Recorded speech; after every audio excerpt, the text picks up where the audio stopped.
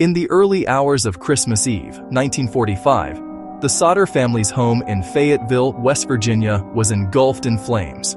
Firefighters arrived quickly, but 5 of the 10 Sodder children were never found.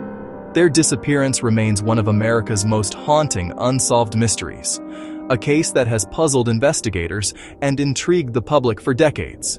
George and Jenny Sodder had worked hard all their lives. George managed a small but successful candy business, while Jenny dedicated herself to raising their large family. They lived in a modest, sturdy home with their 10 children, a home that had always been filled with laughter, warmth, and the chaos of a big family. That Christmas Eve, everything changed in an instant. George woke in the middle of the night to the smell of smoke. Flames were already spreading quickly across the attic and roof. He ran to wake his family. Chaos erupted as the children screamed, some already trapped by the fire. George tried desperately to rescue them, breaking windows and attempting to pull them through the smoke and flames. Jenny could do little but watch in horror as the fire engulfed the home. In the chaos, 5 of the children, Maurice, Martha, Louis, Jenny, and Betty, vanished without a trace. Despite the ferocity of the fire, no remains were ever found. Not a single bone, not a single fragment. This baffled firefighters, investigators, and the Sodder family. How could 5 children disappear in a fire so intense that it destroyed the home? Some even questioned whether a fire had truly consumed the house or if something more sinister had occurred.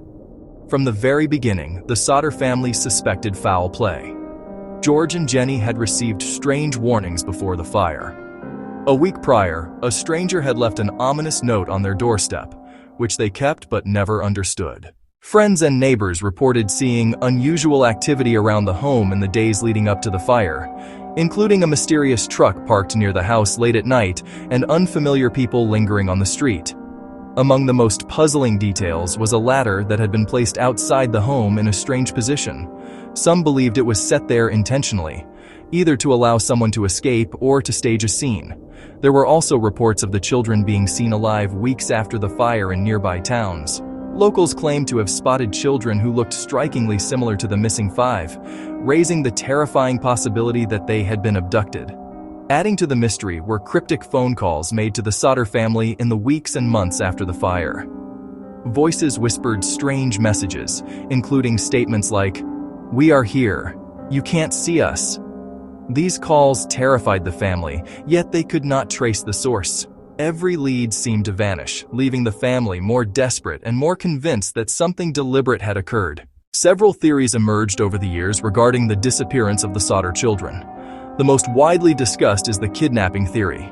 Some believe the children were taken for ransom or as part of a personal vendetta.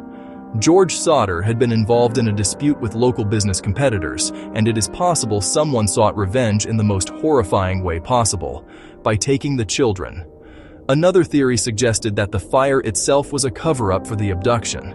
Perhaps the house was intentionally set on fire to destroy evidence, making it appear as though the children had perished. This theory gained traction due to the strange placement of the ladder, the absence of any remains, and the suspicious behavior of certain neighbors in the days leading up to the fire. A more chilling perspective came from locals who whispered about a supernatural element. Some claimed the Sodder family had been cursed, or that dark omens had surrounded them in the weeks before the tragedy.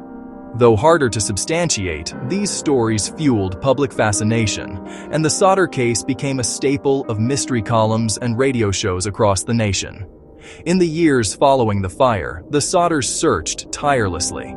They put up posters, offered rewards, and followed every potential lead. They investigated towns across West Virginia and even neighboring states, speaking with people who might have seen the children or knew something about the abduction.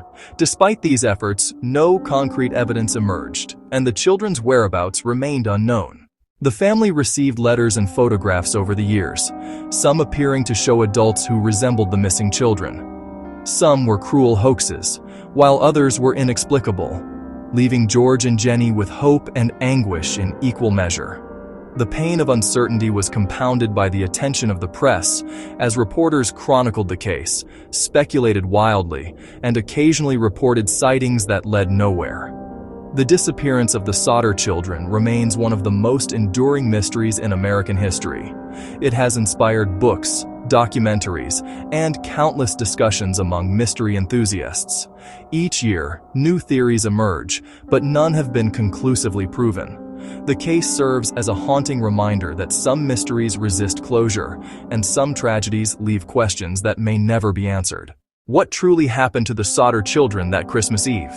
Did they survive and live out their lives in secret, or were they victims of a deliberate, sinister plan? Every clue leads to more questions than answers.